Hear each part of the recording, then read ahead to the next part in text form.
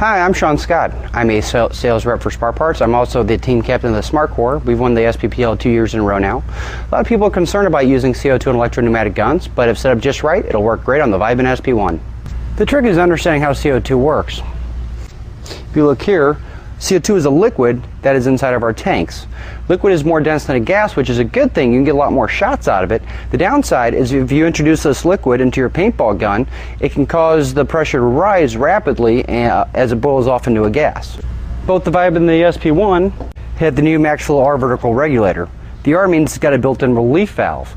If liquid CO2 does get into the marker, the relief valve vents off the high pressure gas to help prevent damages from the internals.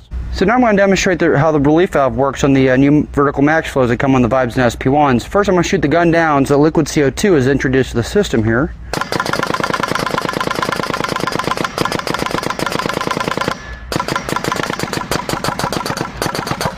You can hear it choking up there. If you give it a second, it'll actually vent off the bottom.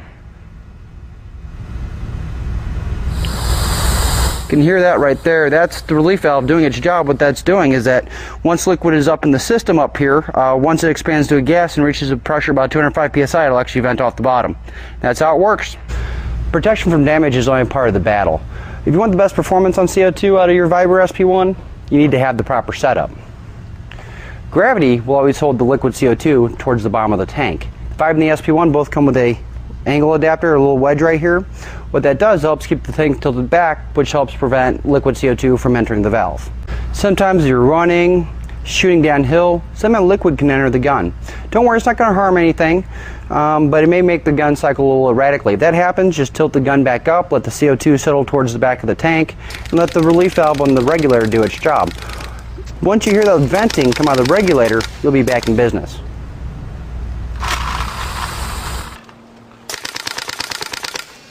For even better protection from liquid CO2 entering your gun, you want to get what's called an anti-siphon tube. What an anti-siphon tube does is basically like a snorkel. It pulls the gas from above the line of the liquid. And for best performance, you want to make sure to keep the tank completely horizontal to the gun, which means you're going to have to remove the wedge as we've done here. Now you're going to want to have this anti-siphon installed by a professional at your local pro shop. Once they do that, they're going to put a little indicator on it. The indicator, basically to line it up, screw in your tank all the way till it's flush and then back it off until the indicator is located at the top.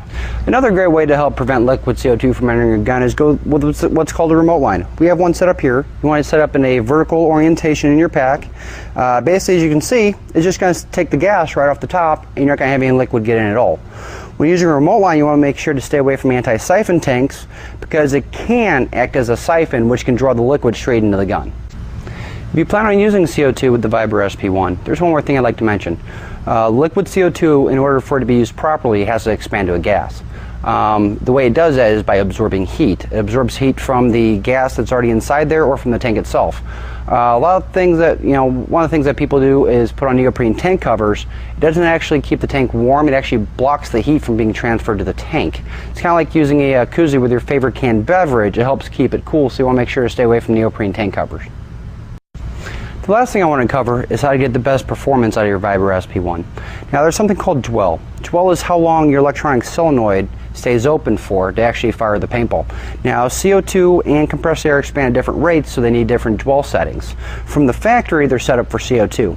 If you want to change the settings, it's very simple. The first thing you need to do is remove the two screws that hold the grip on, take the grip off, disconnect your battery, and then hold down the power button and connect the battery back up. Once you do that, you'll see that it'll blink once or twice. If it blinks once, you're in CO2 mode. If it blinks twice, you're in compressed air mode. If you want to change it again, just unplug the battery and repeat the process again.